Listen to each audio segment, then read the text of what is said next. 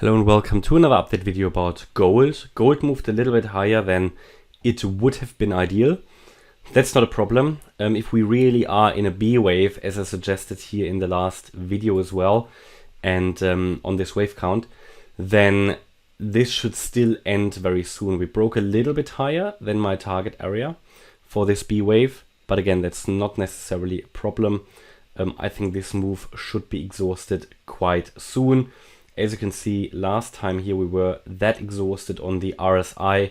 We came down from around 1790 to around 1720. And my view is that this here should be nearly finished and we would break down soon. Yeah, of course, no bottom signal yet. That's also what I said in the last video. There is no sign yet that this has bottomed, but I think we are approaching this area soon.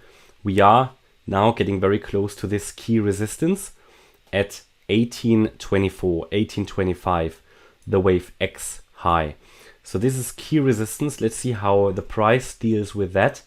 Need to be honest, if we break above this level, this could still stretch out to around 1883. But that would be the maximum in my opinion before we come down. But at the moment, my view remains that the move off the low here from the 3rd of November, that was a wave 1. We came down in an A wave, we move up in a B wave at the moment, and we will come down into a C wave after that to finish off a wave 2. I think this is going to pull back fairly quickly, or fairly soon at least. If it is really an ABC, then I will have to count this, by the way, as a 3-wave move. That's possible as well. We just would need to adjust the wave count, but if it is an A wave and this a higher level B wave, an overshooting wave B, then it is an expanded flat pattern most likely, and an expanded flat pattern means that the C wave will come down very strongly. It usually does in a flat pattern, okay? So be ready for that. And the ideal level where it will come into is between 1655 and 1705. This is based on the Fibonacci retracements of the wave 1 between the 78.6% Fib level and the 50%. So these are the levels where I would expect the wave 2 to get into, and then a projected rally of the wave 3 should happen afterwards. I can give you a rough idea of where this wave 3 will end, but it's really just a very rough idea. We're talking here about the 1940, $1950 level in the wave 3. Then there will be a wave 4 and a wave 5 to the upside. It is also possible that this is not a B wave, but that this is a wave 1, and that we have here some kind of a 1, 2, this the 3, this the 4, and then this being the wave 5. But it would also mean that this is getting this should be exhausted fairly soon. And then we would come down. As I said, we are already overbought on the 4-hour.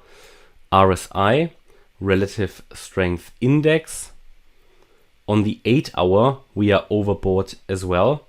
So the market can hold this for a while, but at some point it's just going to break down. The daily chart is now also overbought, and we even have a bearish divergence here on the RSI on the daily. So be ready for a decline, maybe not before the weekend, or maybe it will happen, but it should happen. If it doesn't happen tomorrow, then it might happen here early next week. By the way, what you see here is possibly something that you could class as an ending diagonal on a very small scale. These patterns often occur towards the end of a movement. You can see a bearish divergence. It's only the 30-minute chart, but this often occurs. It's a bit like an ascending wedge. These would normally break to the downside. If they don't, they still show exhaustion. Okay, good. Yeah, that's my update about gold. Hope you liked the update. If you did, please hit the like button, leave a comment and subscribe. And if you really like the content, then please check out the channel membership. Thanks a lot for watching. Bye bye.